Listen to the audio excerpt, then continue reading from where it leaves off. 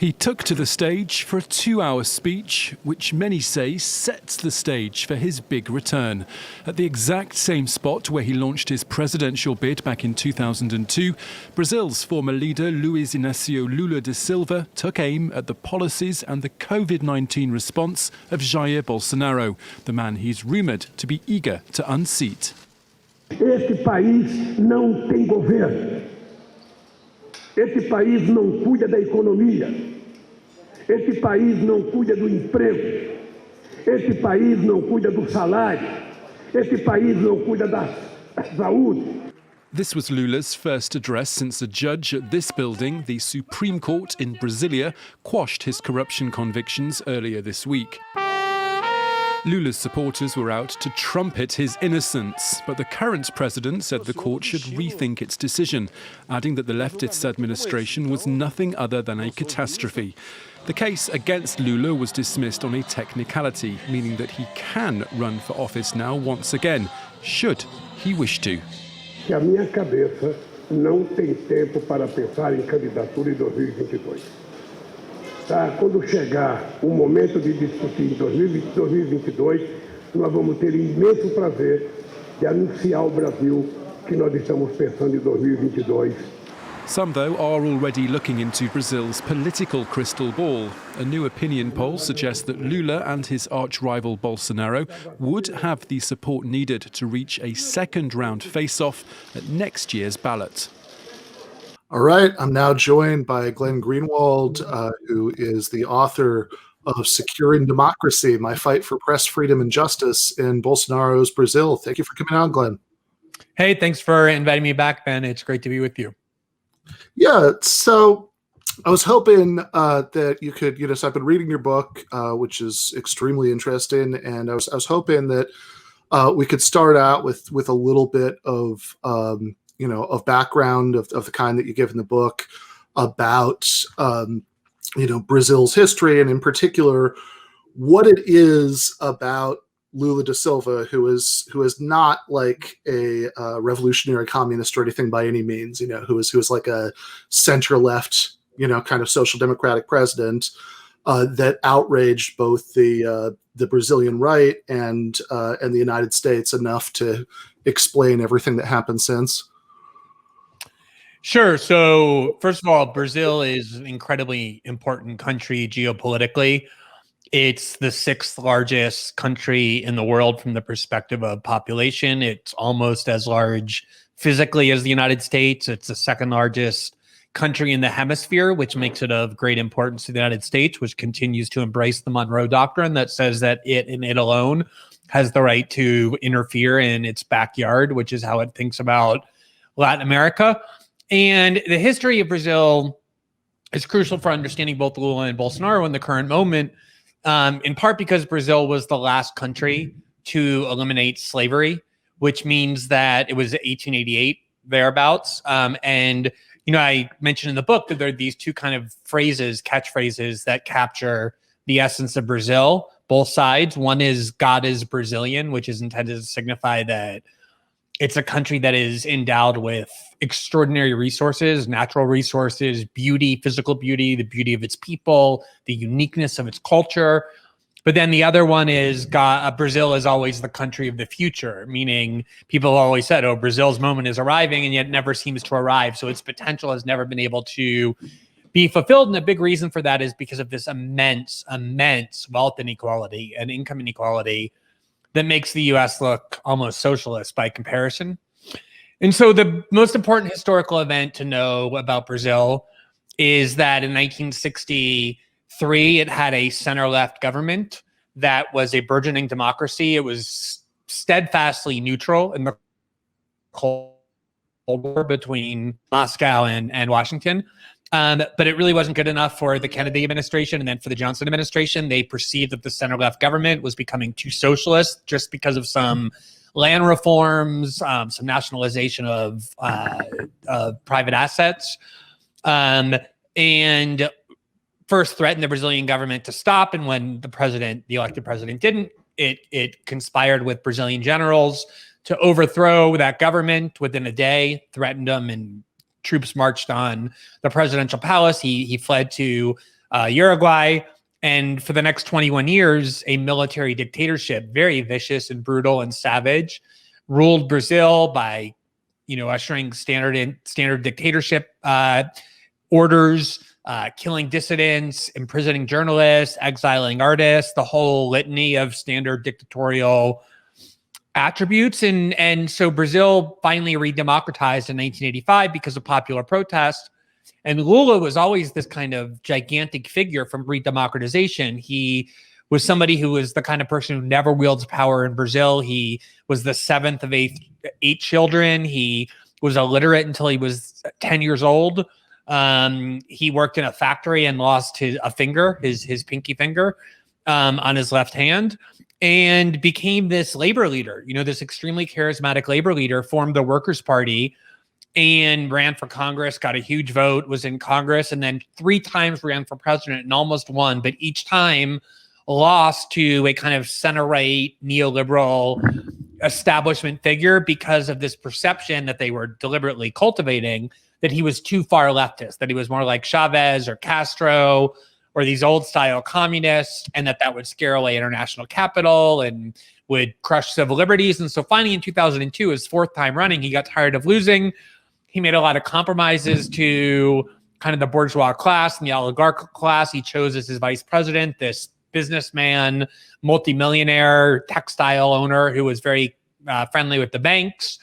And his presidency was this immense success. He governed from 2002, got reelected overwhelmingly in 2006, and then left office in 2010 with an 87% approval rating. 87% approval rating in a democratic country. It's almost unheard of. Brazil's economy grew massively. The rich did well, but he also lifted millions and millions of people out of poverty.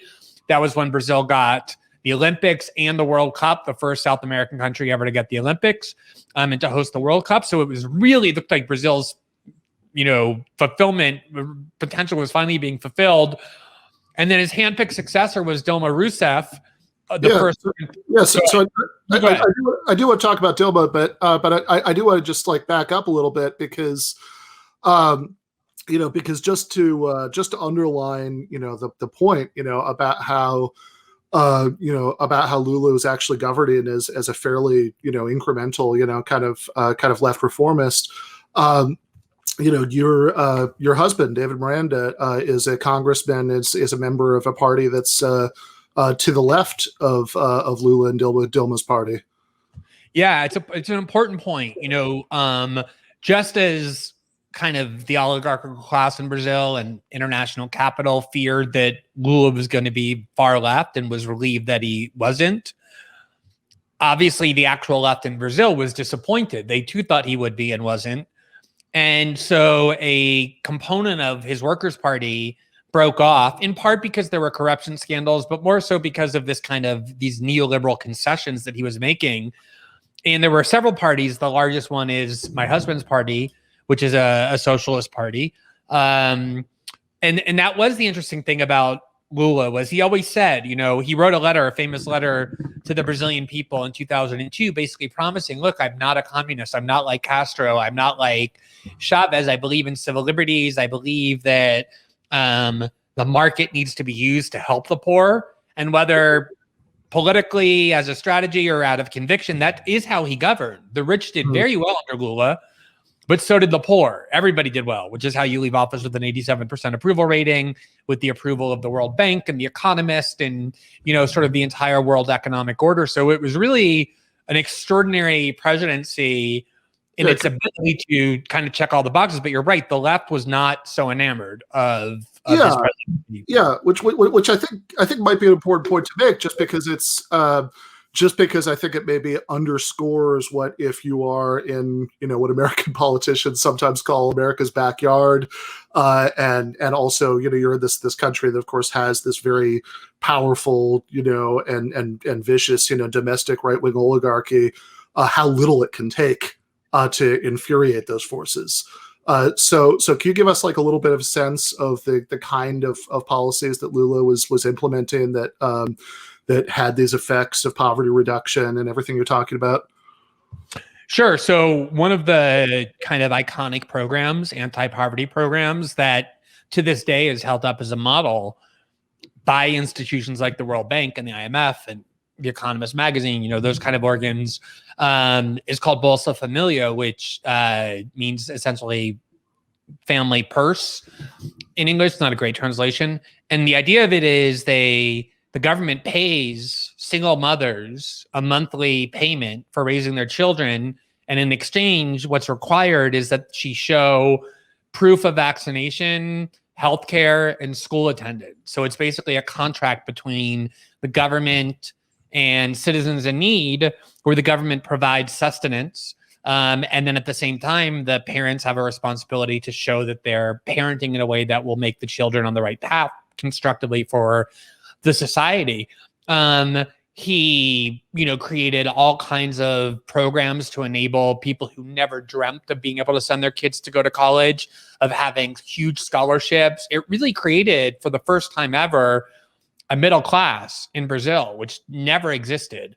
You know, and it's really interesting. I asked when I interviewed Lula twice. The last time was in 2019 when he was still in prison, and he was, you know, kept saying, "I'm in prison because I was going to run for president again," which we'll get to. And the rich people and the elites didn't want me to, and that's why I'm here. And I asked him, I said, "But you know, that makes no sense to me. The rich did really well under your presidency. They got richer. Why would they be so opposed to your coming back?" And he said, "It's not economics that is driving their resentment. It's culture, that they would go to the airports and for the first time see a bunch of people who lived in the favela being able to fly. And they would start saying, wow, our airports now look like bus stations." Or they would go to their shopping malls and have to see Black people and poor people who they had never seen before, now able to kind of, you know, have consumer power. And it was really a cultural resentment that he said is driving the animus toward him, as opposed to purely an economic one. Eu sabia que estava sendo jogado um jogo. E eu sabia que o jogo era evitar que o Lula pudesse disputar as eleições. Por quê? Porque era tudo que a elite brasileira não queria, era que o Lula voltasse a ser presidente da República. Por quê? Se eles ganharam muito dinheiro no meu governo. Se eles ficaram mais ricos no meu governo. Mas não era verdade que, por exemplo, o lucro dos bancos explodiu durante sua presidência? Eu não sei se explodiu, mas cresceu bem. Cresceu muito, não? Mas a verdade é que as pessoas mais pobres subiram um degrau Também. Na escala social. E na medida que os mais pobres começaram a entrar em universidade, na medida que começaram a frequentar teatro, na medida que começaram a frequentar restaurante, na medida que começaram a frequentar aeroporto, isso começou a incomodar uma parte da elite brasileira. Mas, presidente, a situação da classe mais rica melhorou bastante também durante seu governo. Então, por que você acredita que essa classe que melhorou muito, que recebeu muito lucros durante seu governo, é contra seu voto? É que não é só uma questão econômica, é uma questão cultural. É importante lembrar que esse país faz pouco mais de 100 anos que acabou com a escravidão na lei, mas a escravidão continua na cabeça das pessoas. É por isso que quem é vitimado, sabe, pela polícia são os negros mais pobres. É por isso que os negros ganham metade do branco, é por isso que a mulher negra ganha menos que a mulher branca, é por isso que é o negro que tem menos escolaridade. Por quê? Porque você tem na consciência das pessoas o escravismo ainda preponderante. É uma coisa grave, mas ela é verdadeira. Isso não termina logo. Então, o que eu acho é que não é uma questão econômica, é uma questão cultural, é uma questão política, é uma questão sociológica. Mas vamos falar sobre essas questões. Yeah, and I think also on the U.S. side, I mean, somewhat like the coup in the 60s you referred to earlier, it seems like part of what Lula did that incited the anger of the United States was just, you know, being too independent in his foreign policy. Yeah, it's an important point. First of all, I think we have to, you know, point out that Brazil obviously has the Amazon, which is an incredibly important asset for the earth, both environmentally, but also in terms of how it can be exploited. But it also has enormous petroleum reserves, and specifically what are called pre-salt petroleum reserves that are older and more difficult to extract, but enormous volume at a time when the world's oil reserves are being depleted. And Petrobras was, one of the targets of NSA spying, as we reported during Snowden. So the U.S. has a big interest in Brazil and always has. And one of the things that Lula did that really angered the United States more than anything was it wasn't so much the domestic reforms, which they could live with. It was, as you said, foreign policy. And in particular, at a time when the Obama administration was trying very hard to isolate Iran and was trying to negotiate a very aggressive deal with Iran, Lula and Erdogan of Turkey were concerned that this is going to lead to war. And so they went off on their own. And you see the picture there with Ahmadinejad and created their own agreement to kind of reintegrate Iran back into the international order in a way that the United States was utterly opposed to. And you can go find columns from like Tom Friedman and David Ignatius and all their foreign policy community sources, CIA sources who are, savaging Lula as some kind of monster because he had the audacity to forge an independent foreign policy that was contrary to what the U.S. was ordering. It was a real clarifying moment for me to see that. So I wouldn't say that the U.S. under Obama hated Lula, but definitely for the foreign policy community, they started realizing that we cannot afford an independent that's too far away from our sphere of influence because Brazil is by far the most influential country in that region. Yeah. So, although actually Obama famously in his memoir does slam Lula a couple times. I think he refers to him as being like a Tammany Hall boss, which of course gets us into the meat of the book. But first, we should talk about Lula's successor, Dilma Rousseff, and then how the right in Brazil managed to remove her from office. Yeah. So, Dilma's a fascinating story.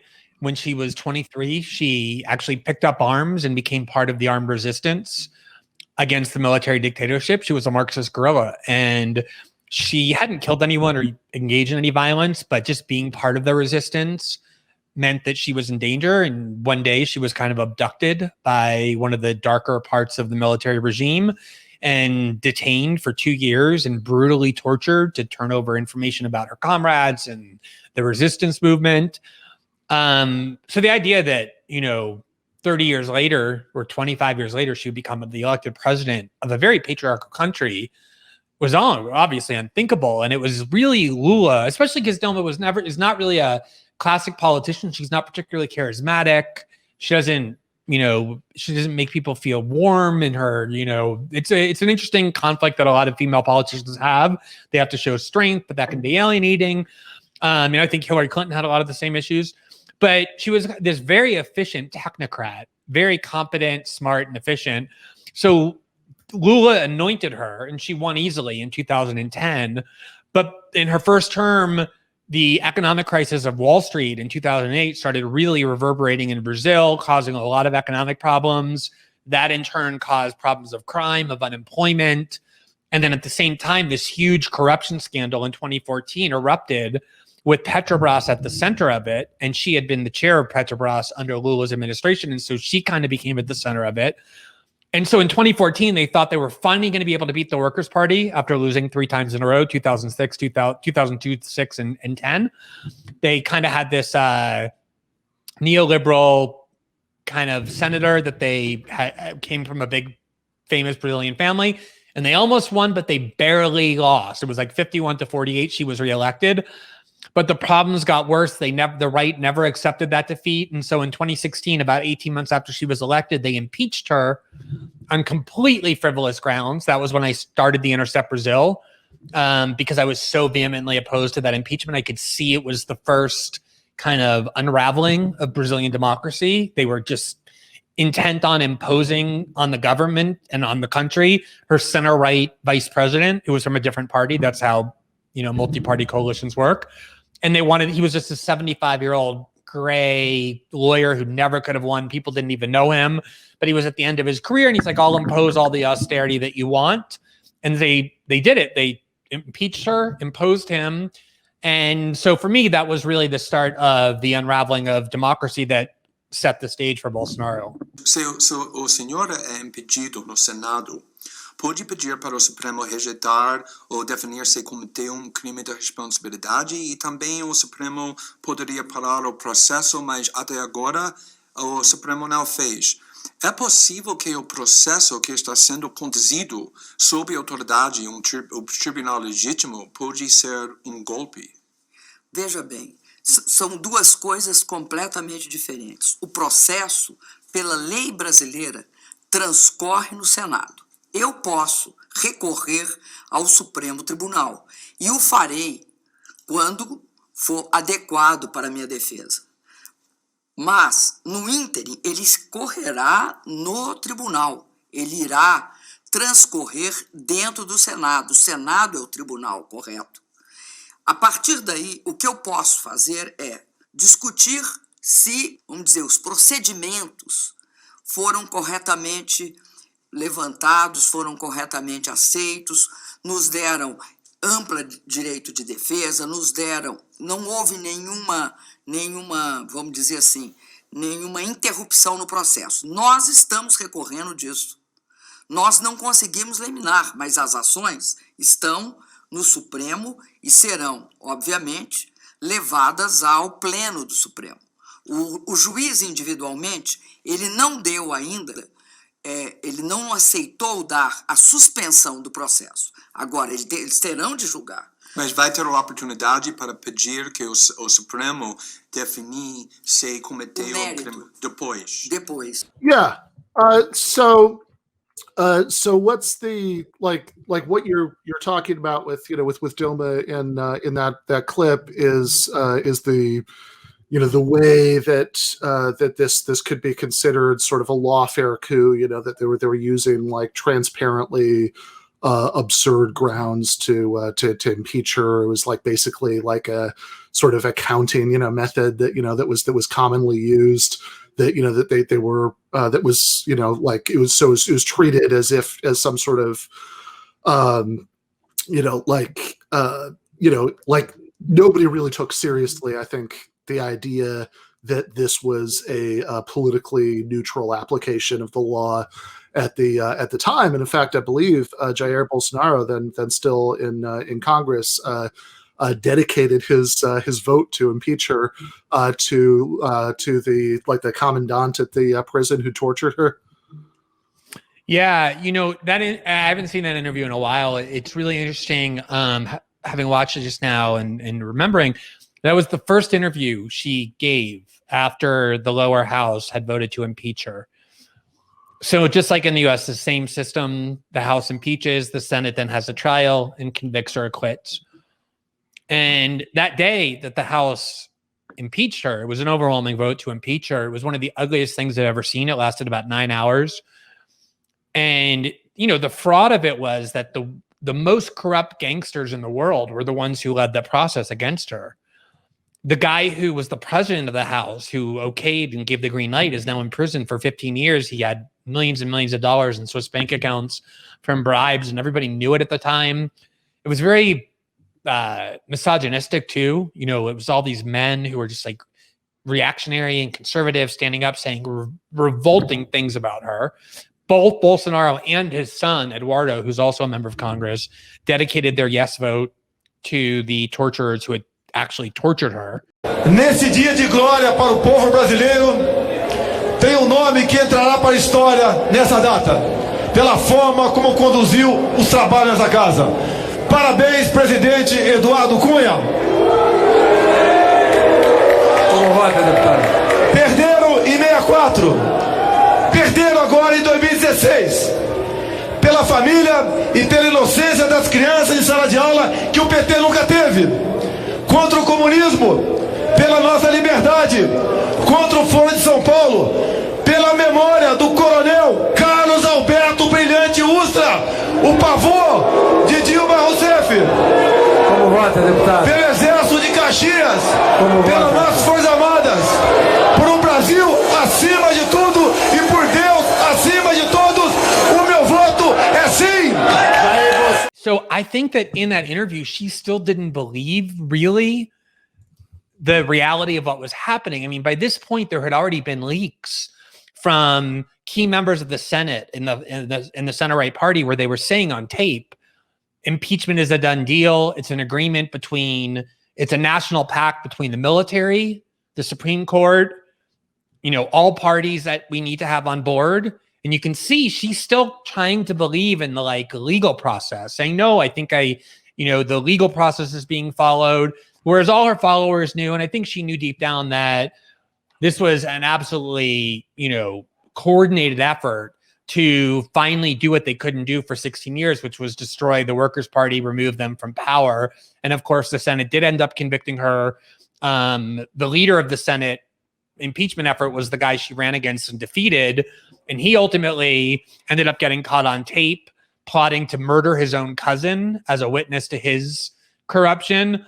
And the vice president also got caught on tape once he became president, plotting to pay bribes to the guy who was leading the impeachment effort. So the whole thing was, done by the most grotesque, corrupt gangsters. And yet it was really the corporate media led by Globo that had been against the Workers' Party forever that spun this narrative that this accounting method she had used that is used by leaders all over the world and that is trivial at best as a transgression was some kind of grave, act of corruption, defrauding the Brazilian people. And that's why support for impeachment rose to the level where they could get away with doing it.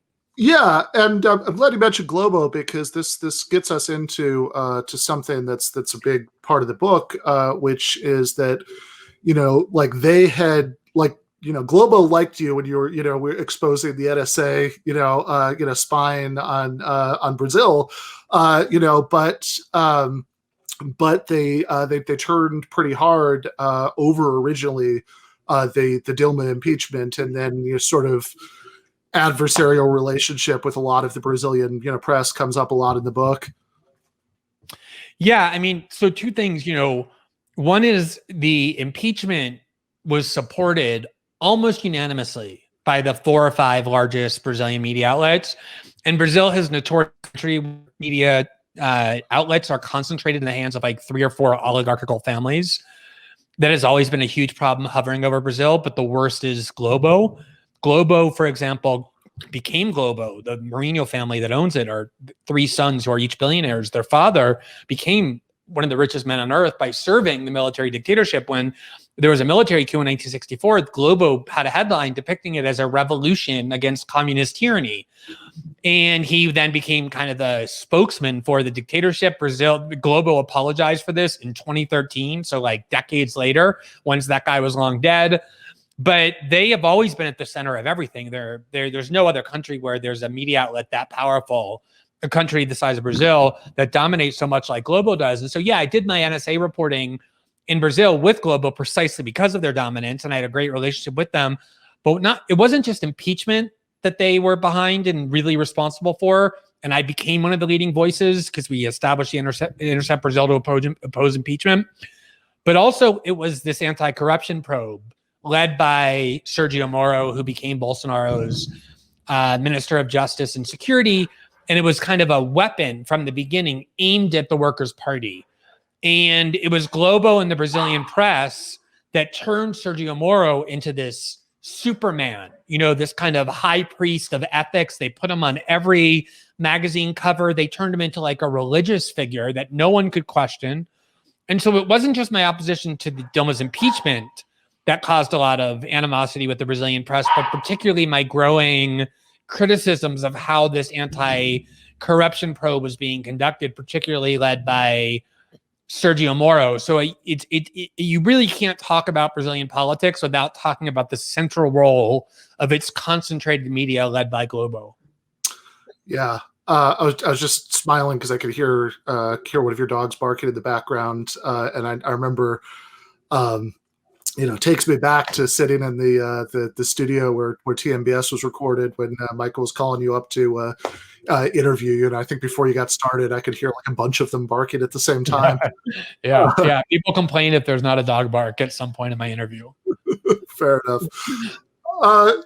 So I want to I want to get into to Moro, and this is kind of a remarkable thing, that there's no like the status that he had, basically before the leaks, that you reported, is like there's not a lot, like there's no obvious analogy, for a figure like this. In any other country, he was on the Time, he was the only Brazilian on the Time magazine's, 100 most influential people in the world.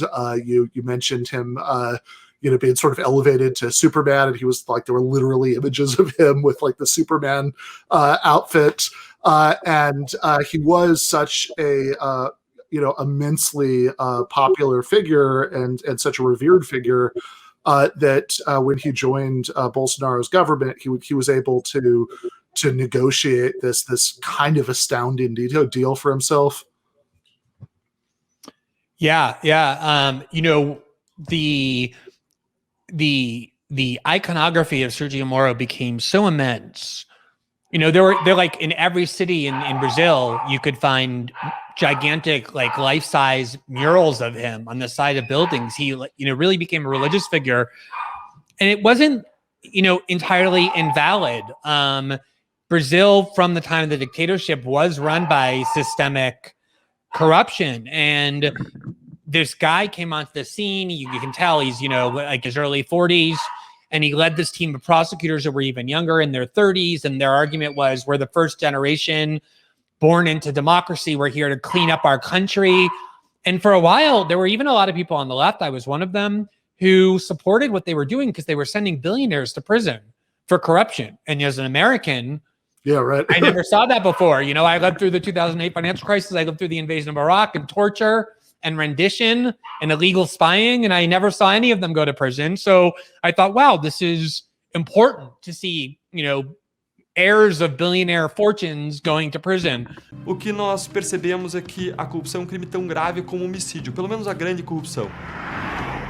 O impacto maior da corrupção, os estudos da Transparência Internacional de outros órgãos apontam, não é só no crescimento, é na distribuição de renda e na justiça social. Uma estimativa da ONU aponta que 200 bilhões de reais são desviados pela corrupção anualmente no Brasil. Com esse dinheiro, nós poderíamos triplicar o investimento federal em saúde ou em educação. Nós poderíamos ainda multiplicar por 5 tudo que se investe em segurança pública no nosso país. Nós poderíamos ter por ano 10 escolas a mais em cada cidade brasileira. 97 a cada 100 casos de corrupção acabam em nada. A Lava Jato tem sido até agora um ponto fora dessa curva da impunidade.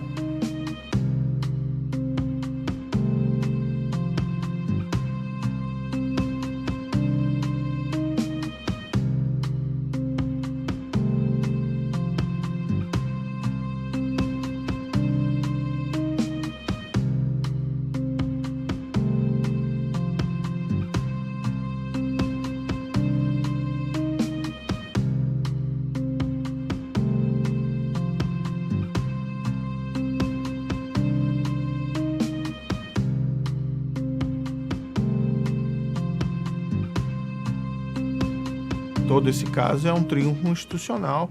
Existem várias outras instituições trabalhando, existe o Ministério Público, existe a Polícia, a Receita Federal, outros órgãos têm colaborado. Até muito pouco tempo atrás não se via criminosos desse porte, políticos, senadores, pessoas assim que até pouco tempo viam a impunidade como um elemento principal da sua vida. But it quickly became apparent that they, at some point, started abusing their power. I think nobody can sustain that level of reverence. And it got to the point where they were, it's not a good thing when the most politically popular figures in the country are not politically accountable. And they drove almost every single major political event, including impeachment, just through the stroke of a pen. And it's hard to overstate how, as you said, how popular and powerful of a figure he was, to the point where even the Supreme Court, higher courts, Congress, the media were afraid to challenge him or oppose him because he had this huge army of Brazilians behind his back, and they thought he was the savior of Brazil. So everyone was petrified to challenge him. And so what happened was, the key event for Moro was in 2017, after Dilma's impeachment. Lula had been term limited out of office in 2010. You can only serve 2 consecutive terms under the Constitution, but you can run again. You just can't serve a 3rd consecutive term. So everybody knew Lula was ready to run for president in 2018 once this vice president that they installed, was gone in the 2018 election. And all polls showed him far ahead of every other candidate, including Bolsonaro. Bolsonaro was sort of in second, but a very distant second to Lula. And so the oligarch class said, wait a minute, we just went through all of this turmoil. We impeached Dilma. We installed this guy. We got everything we wanted finally. And now we're going to let Lula just waltz back into the presidency. So the prosecutors, this anti-corruption team, brought very dubious corruption charges against Lula in 2017 as he was getting ready to run. And they cheated. It shouldn't have been with Judge Moro for the technical reasons referred to in that video you first played. But they knew that they needed to keep it with Judge Moro because he was secretly plotting with them to make sure that they would quickly find Lula guilty and then have this appellate court that was very subservient to the whole corruption probe affirm the appeal. And then once that happens under Brazilian law, Lula became barred from running. And that's what they did. They found Lula guilty.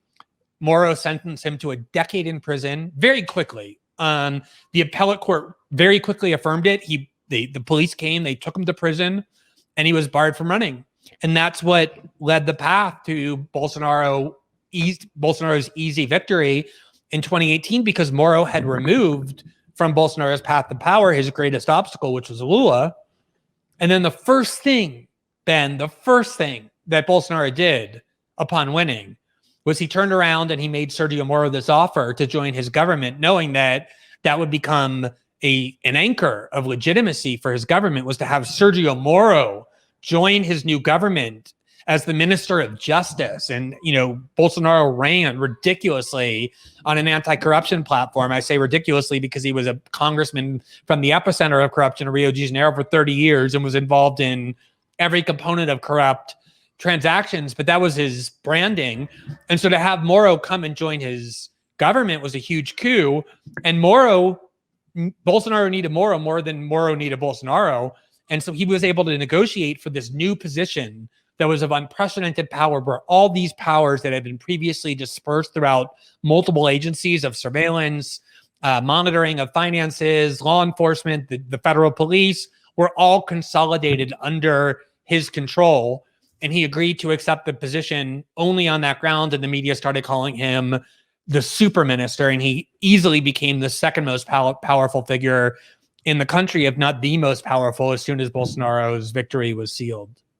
Yeah, so I want to talk about what your, the leaks that you published then showed about Moro. But it is also worth mentioning, since you were talking about the sort of ludicrously corrupt past of Bolsonaro, that even beyond that sort of financial corruption that's obvious enough, that there's also some really horrifying stuff with links to right-wing paramilitary gangsters, people who murdered Marielle Franco. Want to talk just a little bit about that? Yeah. So, for a long time in Brazil, crime was talked about as being the responsibility of these drug gangs in the favelas. And it made for a good story because they were largely black and poor. And so they kind of were menacing. And then, maybe 20, 30 years ago, these kind of consortiums of police officers and military officials, current and former, began creating their own vigilante gangs. And at first, the argument was, we're doing this to keep neighborhoods safe from these black drug lords. But they quickly, turned into very violent and savage mafiosos that make the actual mafia in Italy, look pacifistic by comparison. And it's now to the point where they dominate way more territory than those drug kingpins. They are responsible for far more violence. And Bolsonaro has always praised these militias as good citizens. And one of the things important about Bolsonaro is that he has 3 sons, all of whom are political officials. His eldest one was a state legislator in Rio for 10 years and got elected to the federal Senate in 2018 when Bolsonaro became president. Another son is a congressman. Another one is a member of the Rio de Janeiro City Council. And in 2018, Marielle Franco, as you mentioned, who is one of our family's closest friends, she was this Black LGBT woman from the favela who was elected with my husband in 2016 to the Rio de Janeiro City Council, the same socialist party. They sat side by side. In 2018, she had become this political icon, got a huge vote. She was coming home, being driven home after an event, and a car pulled alongside of her, and they opened the window and they pumped 13 bullets into her car, 4 of which entered her skull and killed her immediately. And the other 3 bullets entered the back of her driver and killed him immediately. And the investigation revealed which militia, which paramilitary gang was responsible. And for the first time, they really investigated and got identified the chief of this militia. There was a militia that specialized in assassinations and really expensive, but very well executed assassinations. They obviously had the knowledge of police officers and military officials about how to carry it out and evade police investigations.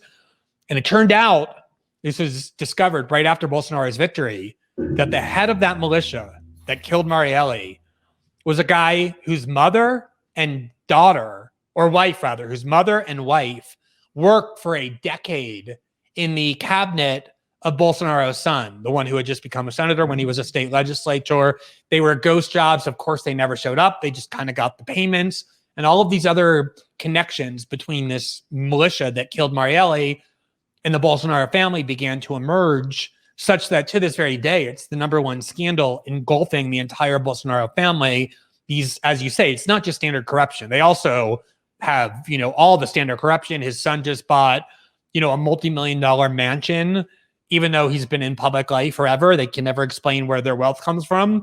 But it's, if that's all it were, that would just be standard Brazilian corruption. But it's much darker and more menacing that they have such close and intertwining ties to these really barbaric, murderous paramilitary militias that increasingly rule Brazil as a parallel government. Yeah. So, and of course, when Moro, was joining that, was joining Bolsonaro's government, he, as you say in the book, like at that time, Bolsonaro, for obvious reasons, right? Because everybody, sort of, knew who he was. But Moro seemed like super upstanding, so Bolsonaro really at that stage needed Moro much more than vice versa. And he was for a while maybe able to give, lend some of his credibility, but then these leaks that you published were really damning about a lot of people, but Moro, most of all. So you want to talk a little bit about the I want to be respectful of your time, but just a little bit about how you the process and then what the leaks themselves revealed. Yeah, and sure, we can. I mean, I'm not super pressed for time, so whatever you feel is a good amount of time, I'm happy to give you.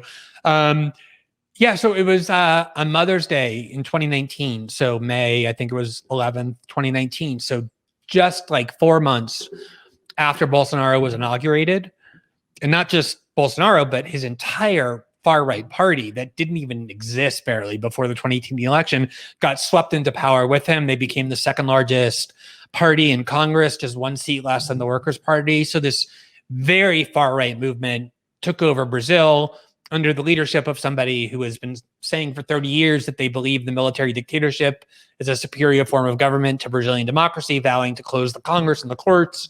If he ever got reelected, saying the only thing, if he ever got elected president, saying the only thing the military dictatorship did wrong was that it didn't kill enough people. It tortured a lot, but didn't kill them after. So it was a very menacing time, and people were afraid for obvious reasons. No one knew the path of Brazil. And on Mother's Day, I got a call from a woman named Manuela Dávila, very famous politician in Brazil. She's actually a member of the Brazilian Communist Party. and she's been a congresswoman in a state legislature with huge vote totals. She's very dynamic and young and popular. And she was the vice presidential candidate for the left-wing ticket that made the runoff against Bolsonaro and lost. And she called me and said, I have to speak with you urgently. And she's a very serious woman. I knew she wasn't doing that for nothing. And so I got on the phone with her and also my husband, and she said earlier that day, in fact, like an hour earlier, she had been hacked. Her phone had been hacked by a hacker who began talking to her from the phone of a senator. He had hacked the phone of the senator as well and pretended to be the senator for a while, and then said, look, I have all your conversations that you've had with your closest colleagues, with senators, with governors, with your friends. Here they are. He showed it to her to prove to her that he had hacked her phone. And she obviously thought, like, am I being blackmailed? And then he said, no, you're not my target. I just am doing this to show you that I really am the real deal, that I have the capacity to invade anybody's Telegram account that I want. Telegram is the, encrypted app that is most popular in Brazil. It's like Signal. Mm-hmm. And he said, I've spent months hacking into the phones of Brazil's most powerful people, including Judge Moro, the entire prosecutorial task force, and others. And I've downloaded a gigantic archive proving grave corruption on the part of the judge, on the part of that task force. And they talked about what they should do, and they agreed that they should contact me because of the work I had done with the Snowden archive would enable me to know how to do it. So she called me and said, she told me what happened and said, are you willing to talk to him? And I said, of course. And I began talking to him. And within, I don't know, maybe an hour, after I became convinced that he was serious, that he wasn't there to entrap me into a crime, he began uploading onto my phone this enormous archive, one document after the next.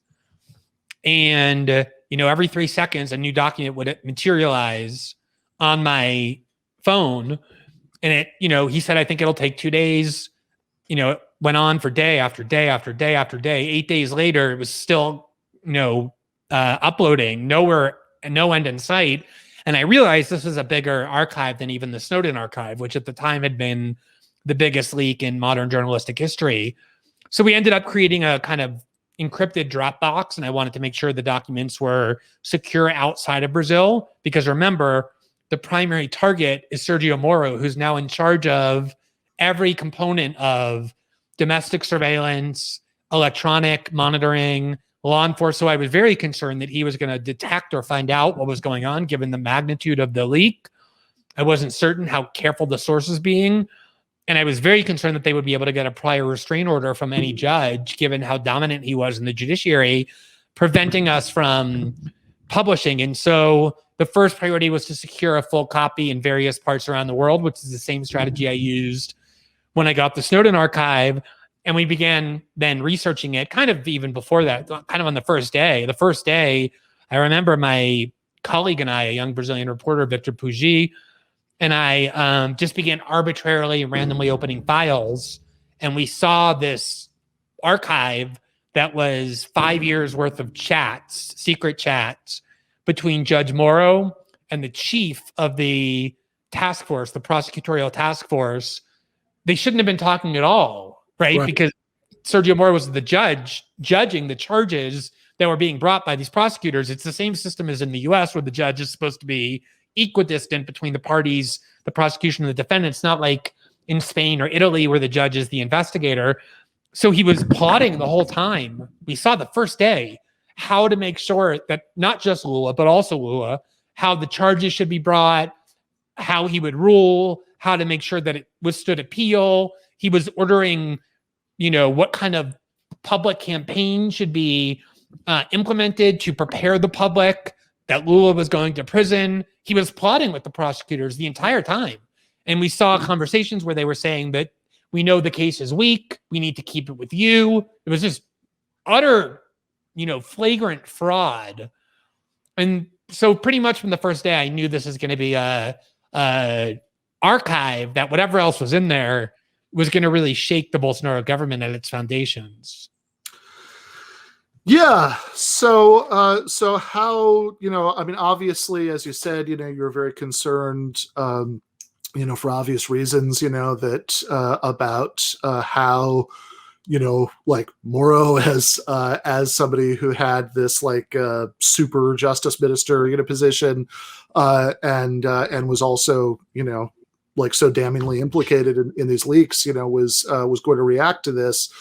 And when you did start publishing things, I think you put out three documents at once to sort of establish that no, there's really something here, and so that to make it harder for them to try to stop future releases, but there were extensive attempts to use the force of the Brazilian legal system to crack down to stop this process.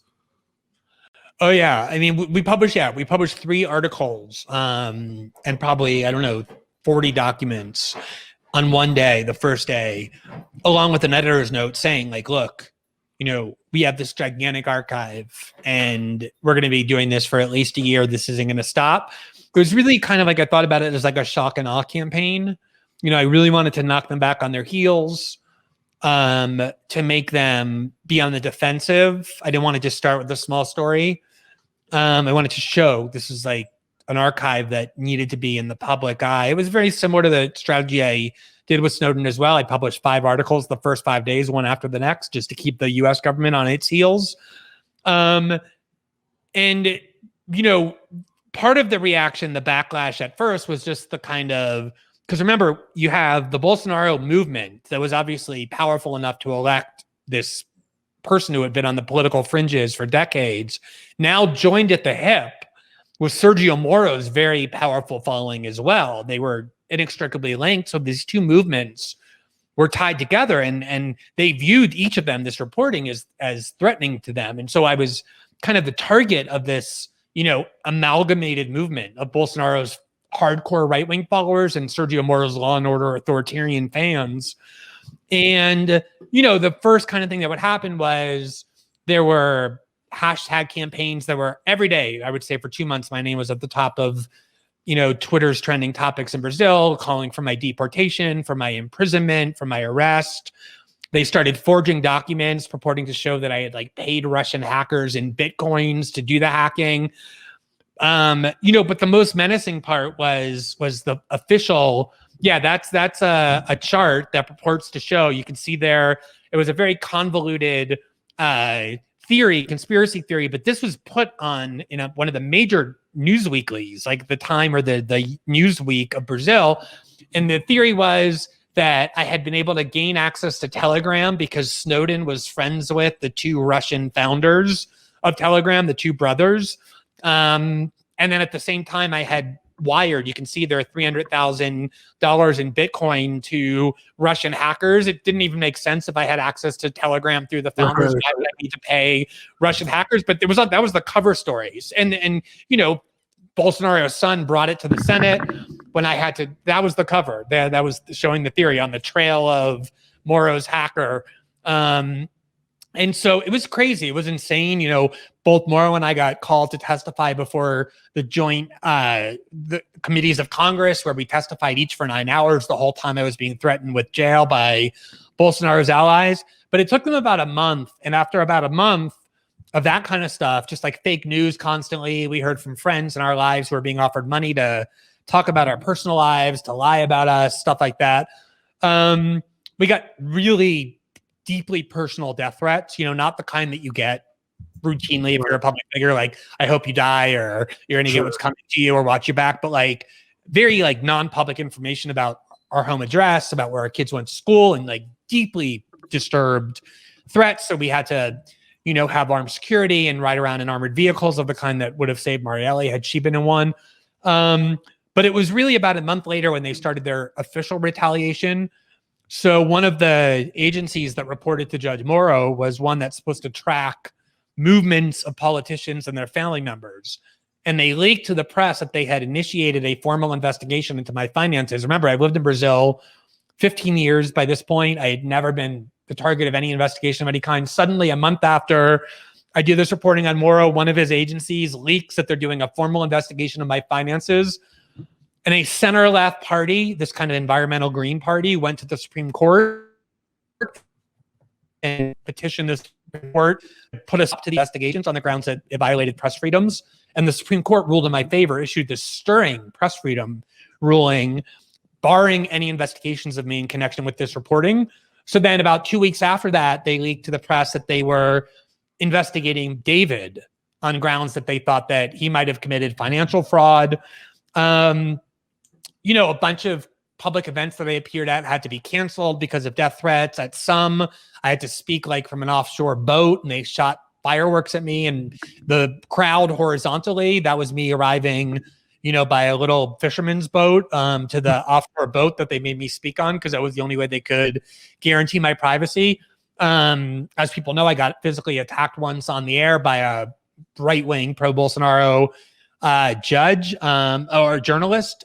This is actually the day before Lula was freed from prison by the Supreme Court because of our reporting. So they knew it was going to happen. Tensions were very, very high. The right wing was furious that we had gotten Lula freed from jail, and that was the result. But the most kind of severe and extreme reaction was in January of 2020, about 6 months after the reporting began. The month earlier, the federal police, which reported to Sergio Moro, concluded their investigation into the hacking. They identified who they said were the hackers. They arrested 6 people and accused them of being my source.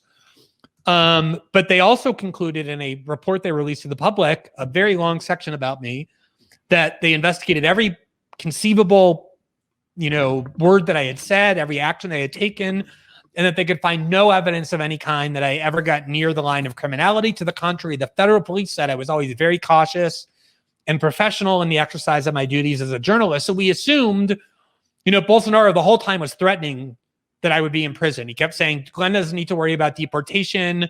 He entered this fraudulent marriage with a congressman. They did a fraudulent adoption of 2 Brazilian kids. That means we can't deport him. That would be some really impressive planning. Yeah, I mean, I married David in 2005 before I was even a journalist. So I would have had to have been so prescient that 15 years later, I would need a shield against deportation.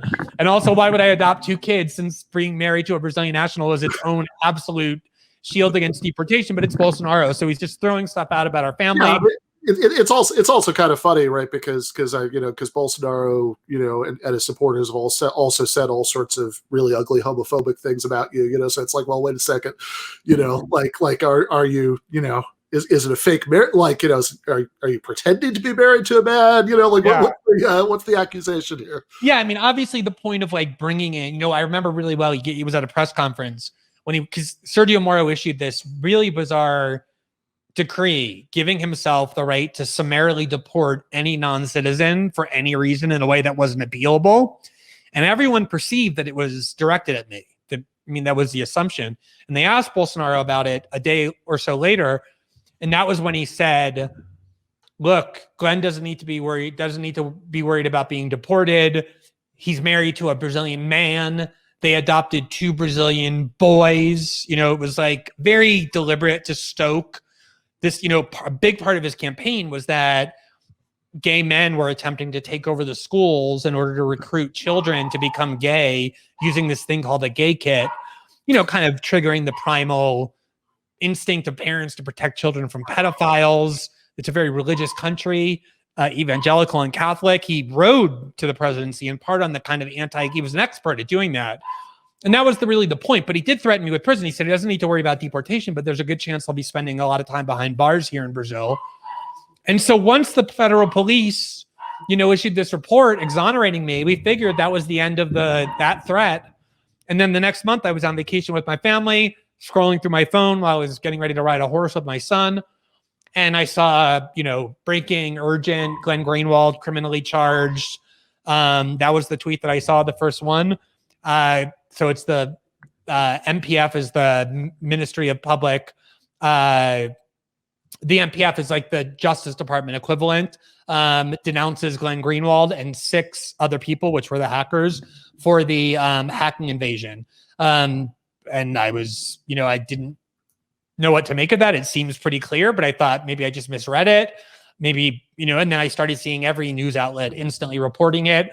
And I was charged criminally by these pro-Moro prosecutors inside a federal Ministry of Prosecutors, which is the MPF, as being part of a conspiracy with my 6 sources.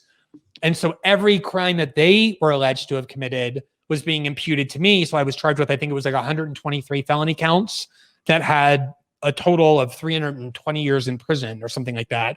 And that was obviously unpleasant because you don't know, what courts are capable of doing. Remember, these courts have been very deferential to Moro the whole time. They sent Lula da Silva to prison.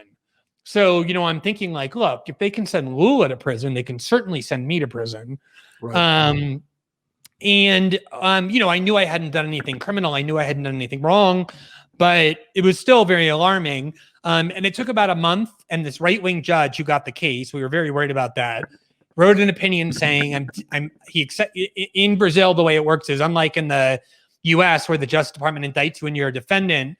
In Brazil, when they bring charges against you, the court has to accept it. It's usually just like a formality. They just accept the charges and then decide if you're guilty. But in this case, we filed a petition asking the judge not to accept it. And the judge said, essentially, I think there is evidence that he committed crimes. I would be willing to accept these charges against him. And in fact, I would even order him preventatively imprisoned, meaning imprisoned pending trial, given what a danger he has proven to be.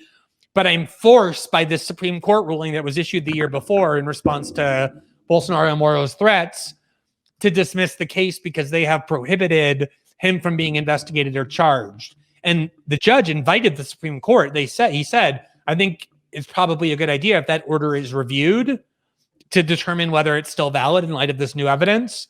So he made very clear he wished he could have accepted that against me, but he couldn't because his hands were tied by the Supreme Court. Now, whether he really would have is hard to say.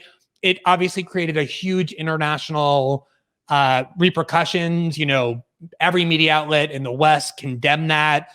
Every, presidential candidate in the Democratic field, like Bernie and Elizabeth Warren and Tulsi Gabbard and others, condemned it and defended me. Even like Fox News was defending me, which has a big impact, a footprint with the Bolsonaro movement, press freedom groups, the UN. So whether the judge really would have had the courage to do it, I don't know, but he said he would have absent that Supreme Court ruling. So the charges are now formally dismissed, but the prosecutors are appealing that dismissal. So it's currently within appellate court. They're asking the appellate court to reinstate those charges against me. But given how vindicated the reporting has been, which I assume we're going to talk about next, I think it's very unlikely that will happen. Yeah, well, let's talk about that. I mean, like, how has what's the how has this played out? Since it was originally reported, like in the last, I guess we're coming up close to 2 years. Right. So we started I think the first reports were published on June 9th. About 3.5 months later, in October, the Supreme Court ordered Lula released from prison. So he was in prison for about 18 months. He was in this like makeshift prison in Curitiba, which was the town where Sergio Moro was a judge, and where his defendants were imprisoned. I had interviewed him from that prison. And the Supreme Court, when they freed him from prison, used a technicality to do so. It wasn't that we showed that Moro was corrupt. They said that under the Constitution, as long as you have appeals pending that you haven't exhausted, you can't be ordered into prison. But the reality was, the only reason the Supreme Court could let Lula walk out of prison was because our reporting by that point had so damaged Moro's reputation that people were already starting to doubt whether Lula's conviction was in fact just. Now institutions were willing to stand up to Moro. He suffered a whole bunch of defeats in Congress as well. The whole kind of climate and framework in Brazil had shifted within months after the reporting. Polls showed that his approval rating was, collapsing. But that didn't really exonerate Lula. That just said he can't be in prison pending appeal. They didn't touch the convictions themselves. And then about 6 weeks ago now, I guess, a judge on the Supreme Court who has always been known as being very pro-Moro, very pro-car wash investigation, on his own issued a ruling that the case that convicted Lula should never have been with Judge Moro in the first place because he never really had jurisdiction. And that was part of our reporting. That was one of our first stories, that they knew, as I mentioned, that the case shouldn't have been with Judge Moro. So I think the video clip that you played at the beginning, go ahead. Yeah, I was just going to say, which is a point worth underlining, because in that video clip at the beginning, they sort of say, well, he's free to a technicality, but the technicality is more than a technicality because it's, like, this is part of this, like, scandalous behavior that it was that they made sure that it was illegitimately put under Moro because he was collaborating closely with the prosecutors and shaping their strategy and was in no way, shape, or form a neutral party. And they were afraid of having it be judged by somebody who actually might be. Well, so it kind of happened in two steps. So this headline that you're seeing was the second step. I think what happened was the video you played it happened very recently, so it's understandable. The video that you played, I think, was only after that first ruling that was technically a technicality, right? We're not saying Lula was innocent. We're not saying Judge Moro did anything wrong. We're just saying that the case never should have been with Judge Moro in the first place. Right. And the reason this judge ruled that was because, like I said, he's a very pro-Moro, anti-Lula judge. He was afraid that because Lula had petitioned the full Supreme Court to rule on the merits, that our reporting proved that Moro was corrupt, that Moro was unjust and partial the entire time, and therefore the convictions should be nullified. And this judge, fearing that Lula was going to win, jumped in and tried to just kind of avert a ruling by saying, oh, just on this jurisdictional technicality, it should go to another judge. And what that could have done was that other judge could have just said, I looked at everything and I uphold the conviction. And the Supreme Court, the full Supreme Court, knowing that was happening, said, no, we're going to finally get to the root of the matter, which is, was Judge Moro actually corrupt and biased the way this reporting showed in his conduct of the trial? In other words, are we going to annul the conviction, nullify the convictions of Lula? And so about a week or two after that one judge did that technicality that I think your video clip at the beginning was referencing, they ruled that, yes, Judge Moro himself was corrupt, that he was biased, and that therefore Lula's convictions are invalidated in full.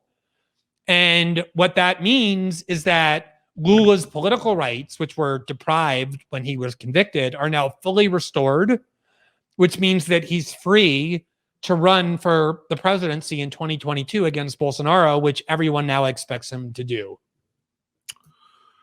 Right. So at the same time as all of this has happened, like the Bolsonaro government itself, has been like, making, as I understand it, some sending some fairly creepy signals, right? Like they commemorated the anniversary of the military coup in the 1960s as a revolution. Yeah.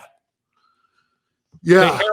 They heralded it as a revolution against tyranny, which was, the reason it's so creepy is because that was the original justification for the coup. And it basically had been outlawed. It basically has been illegal since redemocratization to talk about that coup that way, in a positive or favorable way. And Bolsonaro has filled his government, including his vice president, but now almost every cabinet minister, with generals. So it's basically, a more militarized government than even the military dictatorship itself, which, was led by the military, but would hire civilian experts to run policy. Bolsonaro just has militarized the entire government. Yeah, which I think. I mean, I'm curious about how worried that makes you about what they might do now that Lula is in a position to run again, that, and especially given that these people are openly have this history you were talking about earlier of openly praising and having these links to these right-wing paramilitary street gangs. Yeah, and I mean, as I indicated earlier, for example, Dilma's impeachment, these recordings showed was done in conjunction with the military. The military is sort of like a deep state, right? It kind of, nothing happens of any significance without their buy-in. And when the Supreme Court, before our reporting 3 years ago, was scheduled to rule on whether Lula should be imprisoned, the military, these generals, issued these very menacing statements saying all citizens are keeping an eye on the Supreme Court, and we expect, the law to be applied to, making clear that they wanted Lula in jail, and the Supreme Court sent him there. And clearly, they were on the side of Bolsonaro. And there's still a faction of the military that is, very extremist, doesn't believe in democracy, who's on Bolsonaro's side. But I think what has happened is, and it's, very hard to say, but, Brazilian democracy is now 35 years old, which means you have a lot of senior members of the military who were born into democracy, or at least came of age in democracy. And they've been, had it indoctrinated in their heads that their role is to be an apolitical military there to protect the Constitution and democracy. And a lot of them believe that. I think the military, there's a lot of good people in the military who I think are genuinely committed to that democratic model and to protecting it. And one of the things I think that our reporting has done more than anything was, for me, the big question when Bolsonaro got elected, and even when we set out to do the reporting, I knew that the Brazilian Constitution guaranteed more robust press freedoms than the US Constitution does. I knew the law says that if you're a journalist and you receive information from a source that was illegally obtained, you can't be prosecuted. But I didn't know, no one did, whether institutions in the, Brazilian institutions had the ability or the will to stand up to Bolsonaro the way we saw US institutions doing with Trump. The media got adversarial, the citizens protested, members of Congress investigated and impeached. We weren't sure if Brazilian institutions, much younger, more fragile, beaten by financial crises and corruption, were able to do that. And I think the reporting kind of emboldened people that, no, we actually value democracy no matter where we are on the political spectrum. And so I do think Bolsonaro's plan is not so much a kind of classic military coup if he loses. What he's really trying to do is, his primary project now is to eliminate all gun control and to flood the population with weapons.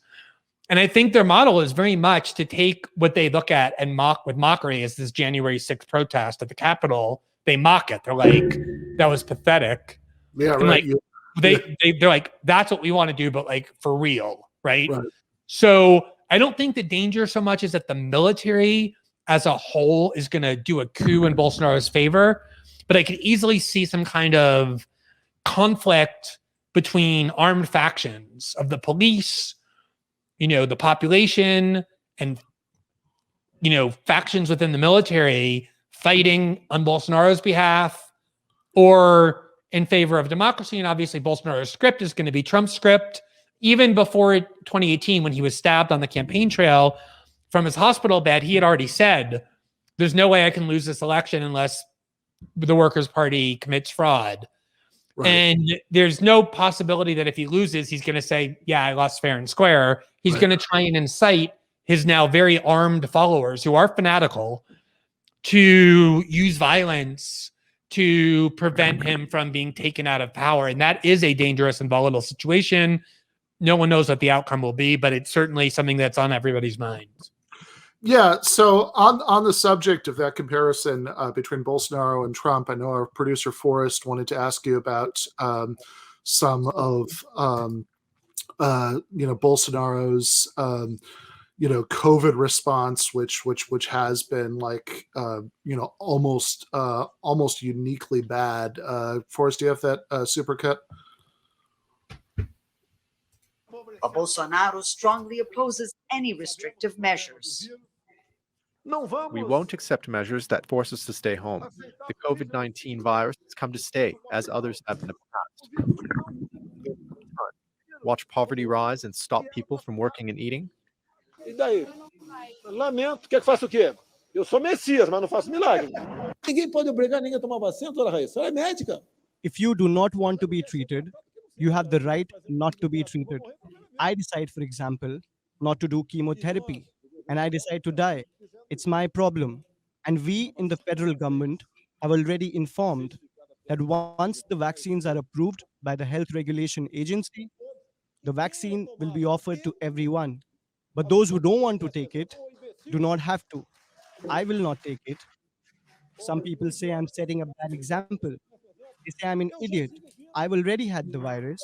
I have the antibodies. Why take the vaccine again? E outra coisa que tem que ficar bem claro aqui, doutora Raíla. Marcelo Quiroga making headlines as he becomes the fourth new health minister in Brazil in the past year. The respected cardiologist has recognized the importance of social distancing measures, a different discourse to that of President Bolsonaro. Então, esse impacto desses óbitos que estão aí, nós conseguiremos reduzir com 2 pontos principais. Primeiro, com políticas de distanciamento social própria, que permita diminuir a circulação do vírus.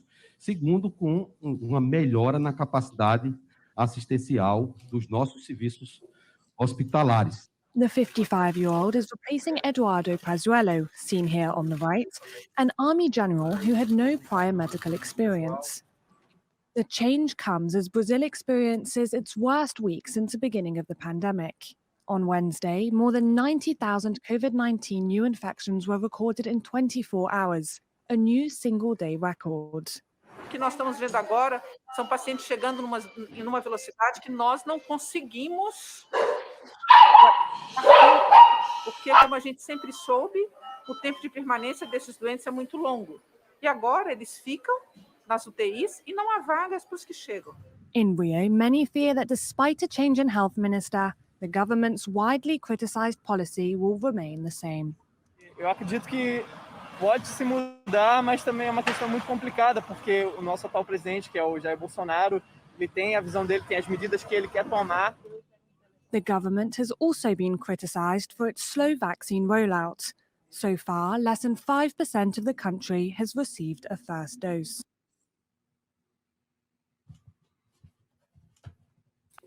And he said the last health minister was a general, which kind of underlines what you were saying earlier about Bolsonaro only appointing pretty much like generals and military personnel to his cabinet.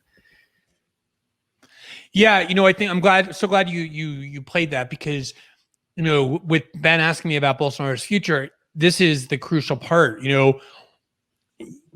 Brazil is like the US and other advanced democracies, and that you cannot be president if you have made complete enemies out of the most powerful factions, which are the military and big business. And so that was one of the reasons why it was so important for Bolsonaro to bring Moro on board, was to assure kind of bourgeois society that he was going to, be upstanding and all that.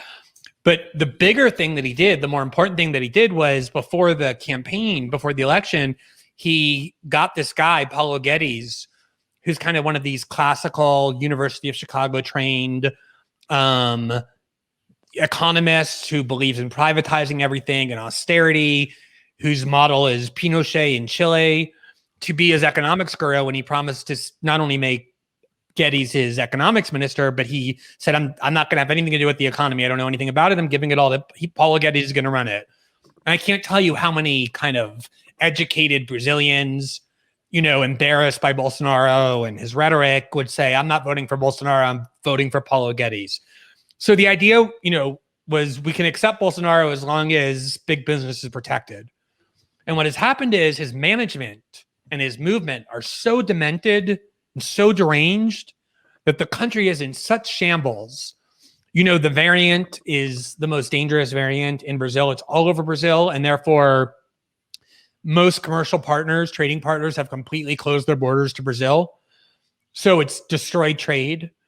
A lot of the pygmies in Bolsonaro's movement copy the American right. They love Steve Bannon. They, listen to Newsmax and follow Paul Joseph Watson and Alex Jones and those kind of people. So they're obsessed with demonizing China. But the problem is China is by far Brazil's most important trading partner. And obviously China could destroy the Brazilian economy without noticing. And so you have Bolsonaro's sons running around calling it the Chinese virus, thinking that they're like the US. And then China goes to impose punishment, because that's what China does. And then, the business class freaks out. And then the vice president has to come out and say, Bolsonaro's son is an idiot. He doesn't speak for us.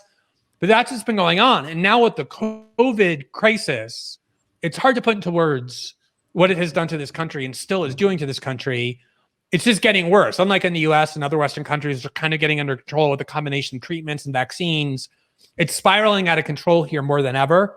I almost don't know anybody in the US who hasn't gotten the vaccine by now. I almost don't know anybody in Brazil who has. I think they're up to down to 74 years old.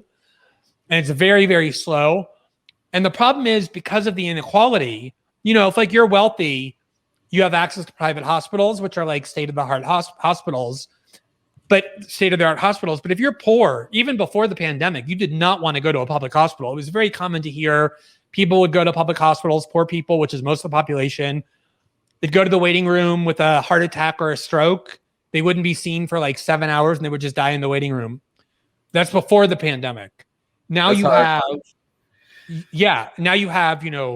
almost every city in Brazil at full capacity or in excess. People are dying in ambulances, are dying in waiting rooms from COVID because of Bolsonaro's mismanagement. And so many of the powerful sectors that had been crucial to at least allowing him to win are now abandoning him because they know they can't afford another 4 years of this kind of mismanagement and international pariah status.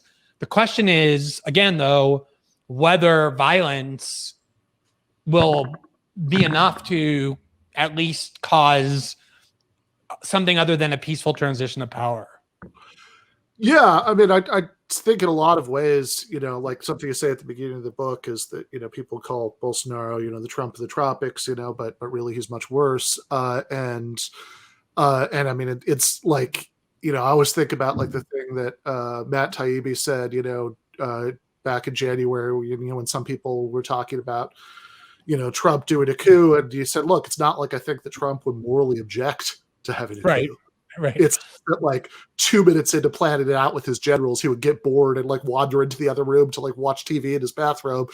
Whereas in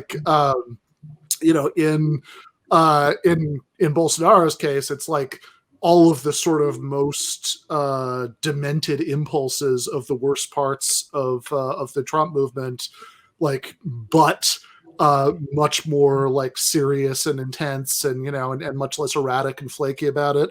And with a real history of military coups, unlike us who, we do them everywhere else, but we don't have a model with that.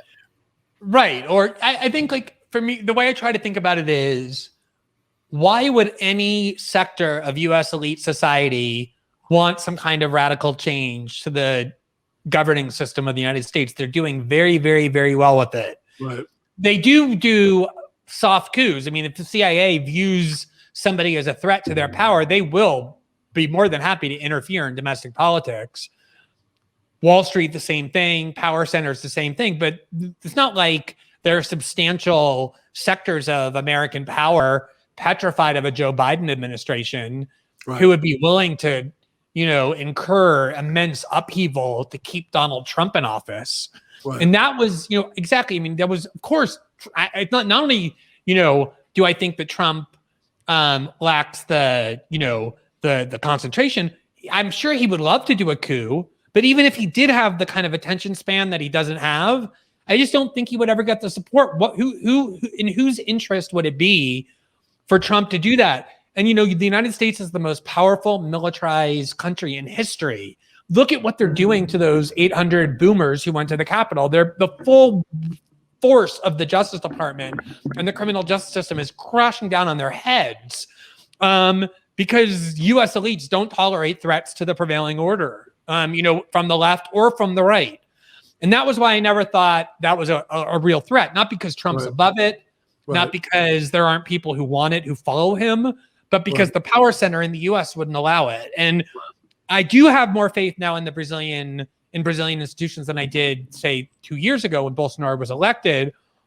But, as Forrest has said, when you have a very recent history of this kind of violence and street violence and, political instability, you can't write it off that something like that could happen. Bolsonaro has basically been preparing his whole life for that moment, unlike Trump, who, thought about it, a month earlier, like, I can't lose. What am I going to do? I'm just going to deny that I lost. This has been Bolsonaro's ideological project for his whole adult life. He's a true believer with a large dose of religious fanaticism mixed into it, which obviously Trump lacks as well, that I think makes him very willing to kind of go the full distance and in order to try. It's also that I don't know what you think about this, but the fact that Bolsonaro's party and like the far right movement barely have a hold on power in the sense of like they're a young party. They just got this majority. It seems like it's a much more desperate situation than the Republican Party, who know they can kind of just wait out a Joe Biden presidency. And it's almost like they don't need Trump because like now, people are running as like MAGA candidates right now in the US. Like, I don't need Trump. They just need Trump to say, oh, I approve of this person or I don't approve of this person. Like, they don't need Trump to actually be in office for that. Yeah, I think it's a good point. People comfort themselves sometimes with the fact that Bolsonaro has lost a lot of support. Like if you look at what that movement was like, I was talking about this earlier, when he first got inaugurated, he had a bunch of different center-right and right-wing factions united behind him, including Sergio Moro. One of the things we didn't mention was, in 2020, in April of 2020, Moro quit the government. And on his way out, accused Bolsonaro of all kinds of grave crimes, saying that he was corrupt, that he was interfering in police investigations aimed at his children. And then Moro became like the prime enemy of the Bolsonaro movement. Ironically, he replaced me in that spot to the point where Bolsonaristas actually cite my reporting to prove that Moro was corrupt. It's kind of bizarre.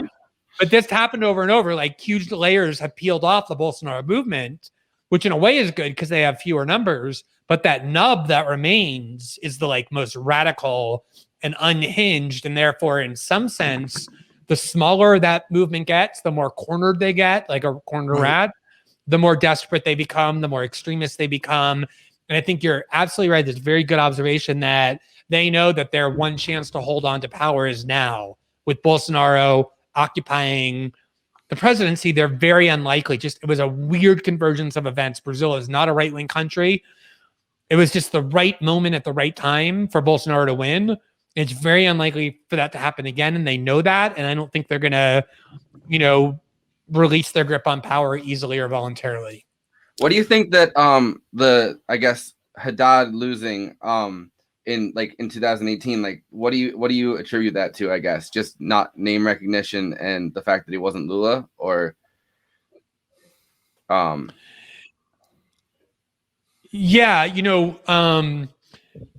of the difficulties for the Brazilian left is that Lula was always the unifying figure. Everything revolved around Lula. That's how the left governed. And once they broke up the Workers' Party, really since Dilma's impeachment, the left in Brazil has been completely lost. Weak, divided, tons of infighting, unsure of what their political program ought to be. Different parties now. Sounds familiar. Sounds very familiar. Exactly. Just standard left-wing behavior. It's kind of like once you took Tito out of Yugoslavia, the whole thing just collapsed. All that unity was gone, and the Civil War began. And so, on some level, I think people believe that if Lula runs again, the kind of, it's kind of like, they're talking about the way in the U.S., like a kind of pro-democracy front. Like you have Bolsonaro and then just everyone who's not Bolsonaro, and everyone's going to unite behind Lula. I think that's a huge pipe dream. There's very deep anti-Lula sentiment and anti-Workers' Party sentiment still. And the fear is that seeing a weakened Bolsonaro and believing that the country doesn't want to go back to Lula, there's going to be a lot of people who are going to who think that this is our moment to run, who are going to go for that center lane. And you can easily see the left fracturing behind multiple candidates and then sending Bolsonaro to the runoff against some hideous center-right, neoliberal or austerity kind of figure. Yeah, like Brazil Joe Biden or something. Yeah, like almost like a kind of Joe Biden versus, or like, imagine if you had like Trump versus Jeb Bush, right? Like that would kind of be the choice. So I hope the left gets its act together. I think they will unite behind Lula, but Lula is a much weakened figure compared to what he was in 2010. People saw him go to prison. you know, and a lot of people believe he's guilty of corruption. And he's been out of power for 11 years. He's 74 years old. So whether he shows a lot of energy in these recent interviews. You're like, wow, that's like the Lula from 2005. But it's so many. Brazilian politics is so complicated that you really are dumb to bet on anything more than 48 hours ahead. Yeah, fair enough. Well, the fact that he has that Lula does have some kind of fighting chance now to regain the presidency, is to a remarkable extent due to your reporting, and it's the book describing it is riveting. So people should check that out. And thank you so much, Glenn. Yeah, guys, thanks so much. Really appreciate you taking so much time to talk about a country that deserves a lot more attention than it gets. So I really appreciate it. All right, thanks. All right, that was Glenn Greenwald, is the author of Securing Democracy, My Fight for Press Freedom and Justice in Bolsonaro's Brazil. Before we go, just wanted to say a couple things. So one is that there's a whole different discussion to have about Glenn and U.S. politics. If you want to know what we think about that, the positive stuff, the criticisms, you could see us doing a half-hour conversation about this a little while ago. Ironically, also the book kind of puts it in context of the crackdown of the Obama administration on the Snowden leaks and why Glenn might trust certain people in media, like why Glenn might want to stick to certain people in popular media more than other people, or trust some people more than other people, because of it's all based on like who's reported what, you know what I mean, like about his I don't know who's cracked down on what, because the far right is obviously cracking down on Brazil, but the Democratic Party, the mainstream of it, like the establishment Democratic Party, has done a much more damage cracking down on his reporting under the Obama administration. Sure. And again, there's this stuff in that critique, especially of Obama, that I agree with. There's this stuff about how he approaches some of, the alignments to U.S. politics that I disagree with. You can see us do a deep dive there, but I just wanted to note that. The other thing I wanted to just kind of say, before we close out is that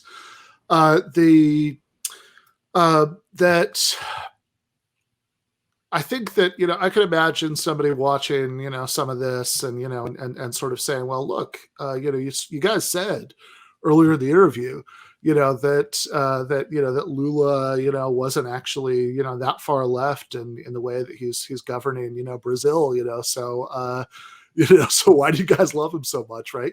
Going back to even before this show existed, to TMBS, to some of the writing that I was doing, and I was doing with Michael, for Jacobin, and I wanted to just say, and then after I say this, let's play that last Lula clip and close out. But I just wanted to say that I think that, like, I get where that that might come from, right? Like, but I think that, especially as, the American left, like, that's just not how we should be thinking about this stuff, right? Because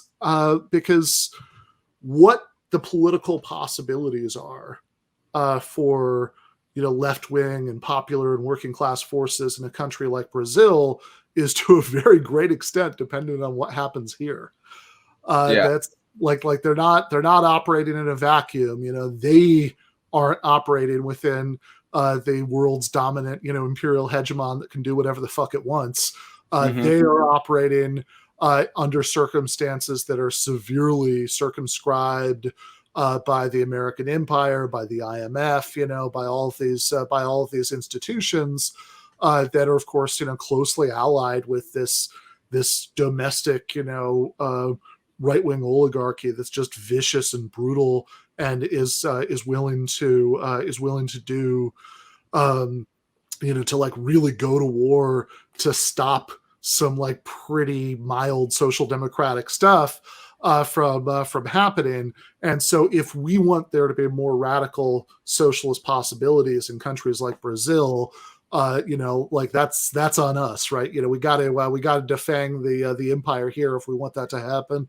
It's also really important to note how deep, the American meddling in other countries and the American, because some of what the leaks show is that, how closely the Lava Jato team and Sergio Moro were working with people in America, like U.S. government officials, to really push Lula out and to leak things about Venezuela that, would help inspire a coup in Venezuela. Like all of these other things are connected. They're all connected. So I think, knowing all of that and knowing what, the American empire has to atone for at some point, if there is going to be a real leftist project, is crucially important. Yeah. So I think that there's like currents through a lot of different things. And I hope we can talk about this in more detail when we come back. We will most certainly talk about this in more detail when we come back from break. We're going to be doing a lot more Brazil content, and we'll do a deeper dive on some of this then. I just think that it's it's very easy to talk. Well, actually, I could almost end the sentence there. It's very easy to talk, right? To go on a podcast in the United States, in relative comfort and security, and critique things in 2020. Like hindsight is 2020. You know what I mean? Like and critique the compromises that people are making elsewhere under from within a box that they didn't create. But the people who did create that box are, and I don't want to exaggerate because, the historical picture here is complicated. The relationship of forces is complicated. The Brazilian oligarchy, would be deadly all on its own. But that original military coup, was the baby of the Johnson administration.